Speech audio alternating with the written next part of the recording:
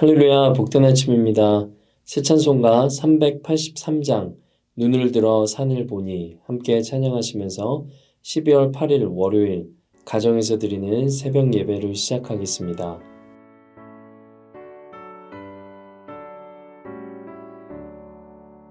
눈을 들어 산을 보니 도움 어디서 오나 천지 지금 주 하나님 나를 도와주시네. 나의 발이 실족하 않게 주가 깨어 지키며 택한 백성 항상 지켜 길이 보호하시네. 도우시는 하나님이 내게 그늘 되시니 낮의 해와 밤의 달이 너를 삼지 않겠네. 내게 화를 주지 않고 오늘 보호하시며 너의 주를 지금부터 영영 인도하시니. 아멘.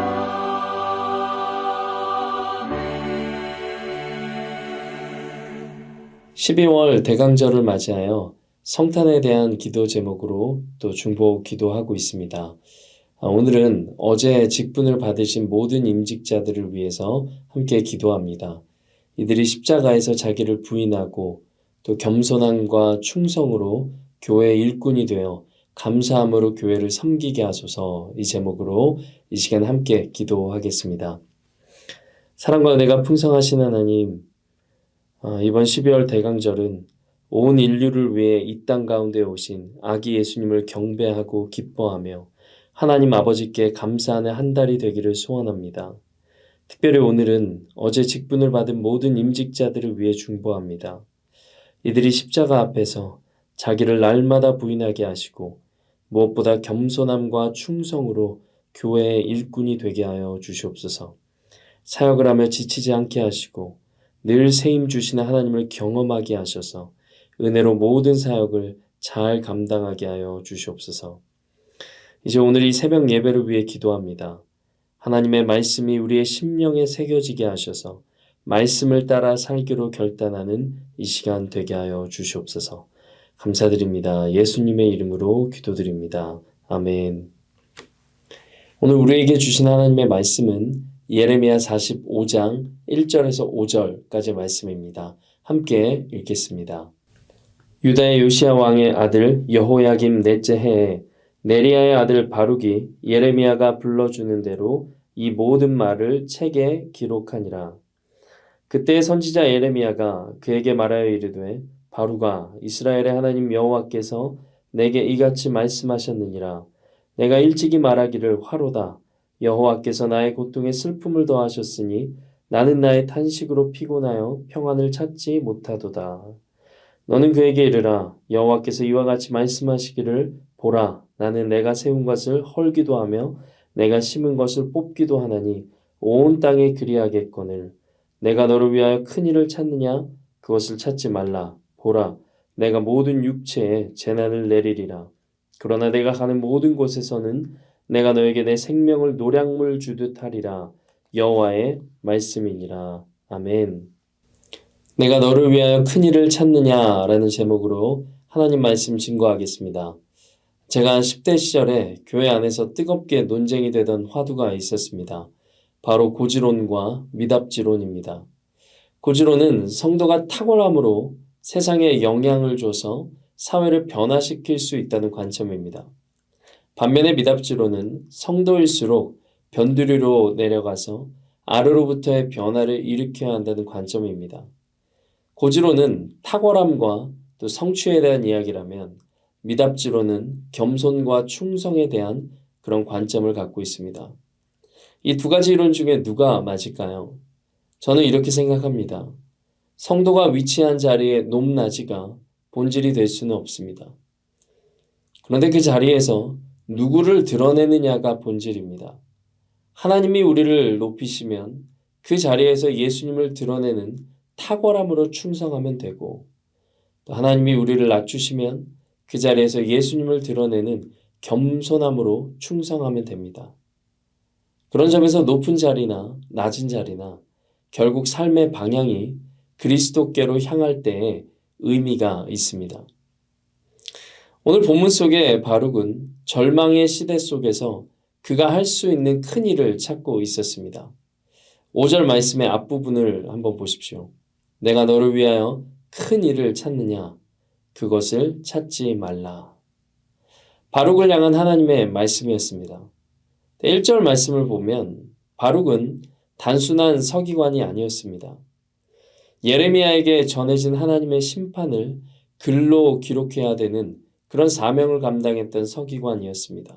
1절 말씀 보시면 유다의 요시야 왕의 아들 여호야김 넷째 해에 네리야의 아들 바룩이 예레미야가 불러주는 대로 이 모든 말을 책에 기록하니라. 그때 선지자 예레미야가 그에게 말하여 이르되. 바룩은 앞서 44장까지 이어진 유다의 심판 예언을 적어 내려갔습니다. 그 내용은 우리가 매일 함께 살펴본 바와 같이 애굽으로 내려가면 망한다는 경고였습니다. 바벨론에 항복하고 유대 땅에 머무르라는 하나님의 명령이었습니다.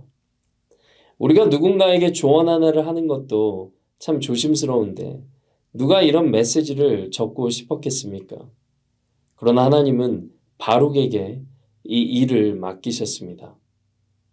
바룩은 예레미야와 함께 하나님이 맡기신 어렵고 고통스러운 사명을 짊어지고 있었던 것입니다. 오늘 3절 말씀을 보겠습니다. 내가 일찍이 말하기를 화로다.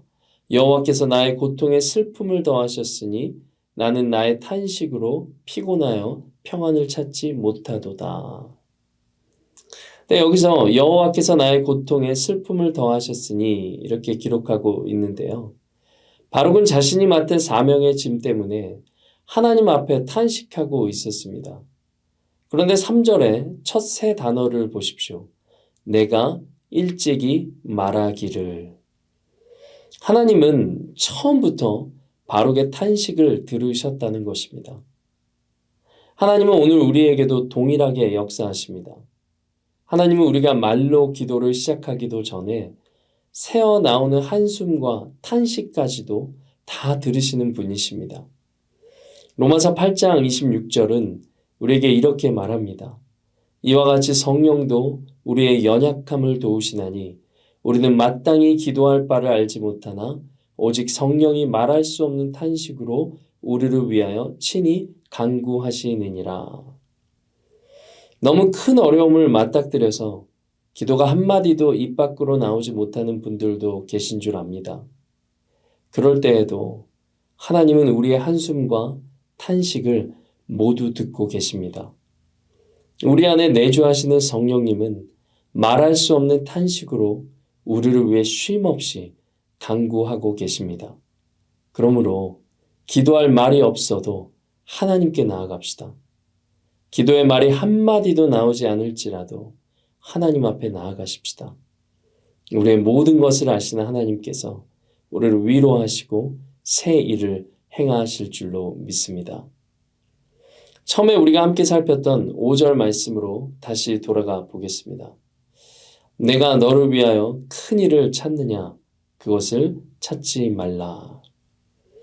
바룩은 민족의 멸망을 예고하는 고통스러운 짐을 내려놓고 더 큰 일을 찾고 있었는지도 모릅니다. 민족이 처한 위기 속에 하나님의 말씀을 기록하는 일이 어쩌면 의미 없게 느껴졌을지도 모릅니다. 또 하나님의 말씀을 직접 들으면 좋을 텐데 예레미야에게 전해 듣고 그것을 적는 일을 하는 자신이 초라하게 여겨졌을지도 모릅니다. 사람들의 뒤에 서 있지 않고 이제는 앞에 나서서 큰 일을 하고 싶었는지도 모르겠습니다.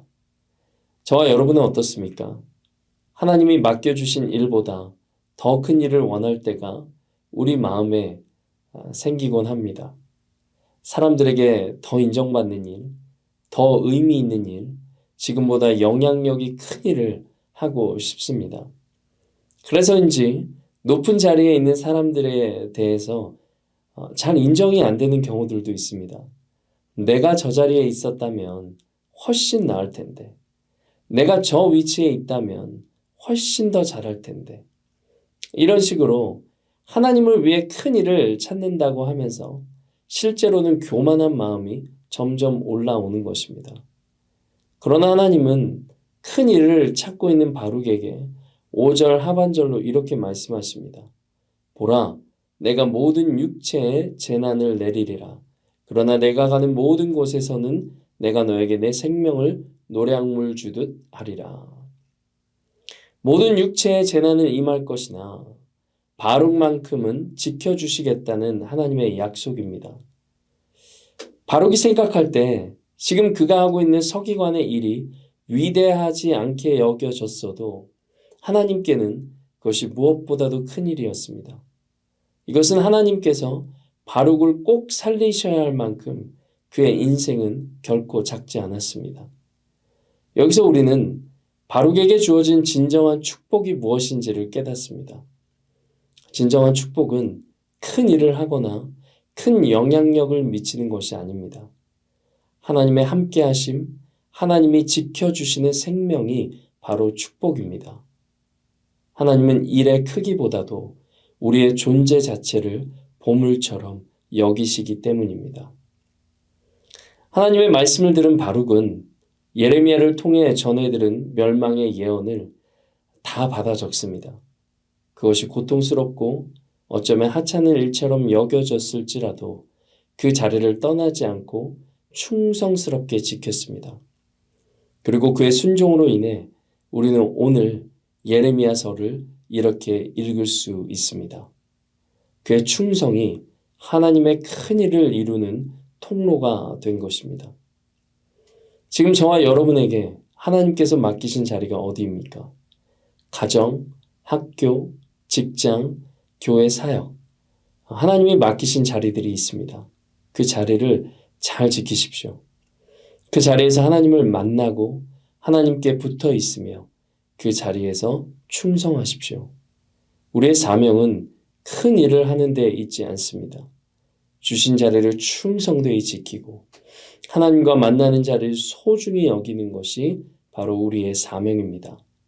그런 자들에게 하나님은 우리를 지켜주시고 또 하나님 한 분으로 충분한 복을 내려주실 줄로 믿습니다. 오늘 말씀 들은 거 생각하시면서 함께 기도하겠습니다. 사랑과 은혜가 풍성하신 하나님, 오늘 말씀으로 우리를 위로해 주시니 감사합니다.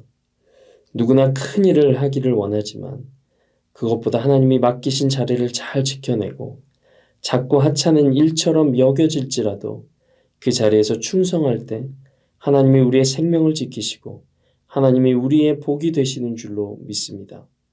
하나님께서 맡겨주신 자리마다 충성을 다하게 하시고 그 일을 위해서 하나님 앞에 날마다 무릎으로 나아가는 우리 모두 되게 하여 주시옵소서.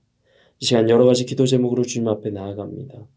하나님의 음성 듣는 시간 되게 하시고 또 하나님의 마음으로 또 하나님의 손으로 뜨겁게 채워지는 이 시간 되게 하여 주시옵소서. 감사드립니다. 예수 그리스도의 이름으로 기도드립니다. 아멘. 이제 계속해서 개인적인 기도 제목으로 주님 앞에 나아가겠습니다. 복된 하루 되시기를 바랍니다.